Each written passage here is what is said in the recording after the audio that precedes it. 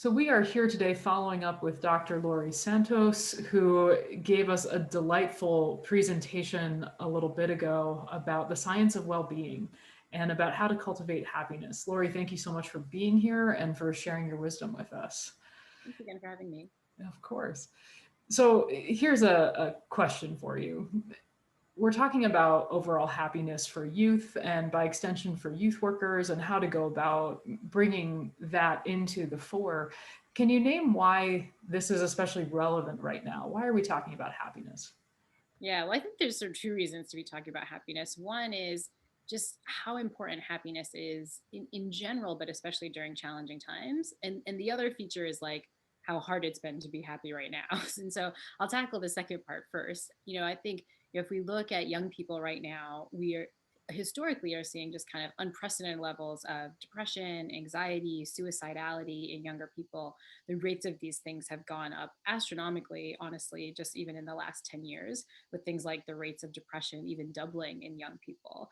And this was before we got to 2020, which I think is an incredibly challenging year given the COVID pandemic, given a lot of the hard conversations we're having about racial violence and like and the kind of thing we're seeing in the country right now, and like just the normal changes to routine that have happened in this sort of strange time. And I think this is especially affecting young people, whose school routines have been changed around, whose ways of hanging out with their friends have been totally different this year. Like it's been an incredibly challenging time on top of a growing slope of mental health dysfunction that we've needed to address for a long time.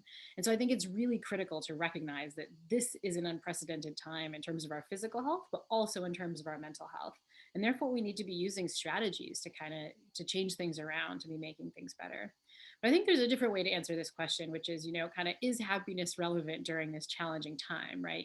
As a professor who teaches happiness, I sometimes get some pushback, right, on this idea that the thing we should be focusing on in the midst of COVID-19, in the midst of these hard racial conversations, is happiness. People say, shouldn't we focus on justice, or shouldn't we focus on physical health or the economy, or, making sure everybody has jobs and things like that. And the answer I often give is counterintuitive, but it comes from the science. What the science suggests is that, we often get happiness wrong. We think, once our life circumstances are sorted, then we'll be happier. But the data suggests just the opposite, that the act of having a positive mood, the act of feeling happy, can sometimes get you to those like circumstantial solutions you are really looking for. So what's an example of this? Well, we often think that, obviously, our job success matters in challenging time. People want to make sure they have a job. People want to make sure they're having a high salary, things like that. We think once we get that, that leads to happiness. It turns out we have the causal arrow backwards. The data suggests that happiness, especially happiness in your younger years, actually predicts things like your job obtainment, predicts things like your job success. One study measured cheerfulness in 18-year-olds. They go and survey a bunch of 18-year-olds, look at their cheerfulness. And then the researchers come back over 10 years later and look at what job prospects and job success looks like at the end of a person's 20s, right? And what they find is that your cheerfulness at age 18 actually predicts your occupational attainment in your late 20s. So whether you have a job, it predicts your job success, whether or not your boss says you're doing well at your job, and it predicts your salary, right? And so this is not, we think we have to work on, resume virtues and this stuff, but like actually happiness might come first. Same for other things we need right now, like innovative solutions to the challenges we face, from climate change to racial justice to, all the things that we're facing in the current time. Again, we think like, oh, if we could solve that stuff, we'd be happy. But the data suggests that happiness might help us solve those things, in part because happiness is related to creativity, the data suggests. One study brought in doctors and had doctors do a really tricky like medical diagnosis. If you remember that show House from like back in the day, where House would have these like tough medical problems, it's kind of like that.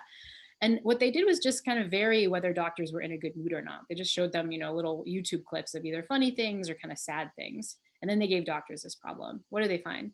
Well, it turns out the doctors who were happiest found the most creative solutions to these tough problems. The idea is that happiness, and in particular in this case, being in a good mood, kind of being in a positive mood, that can actually help us solve the kind of innovative challenges we need good solutions for.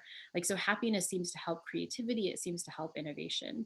And so that's my kind of second answer to why happiness is important right now. We think it's the outcome, but actually it might be the kind of thing we need as a cause to get to the stuff we really care about right now.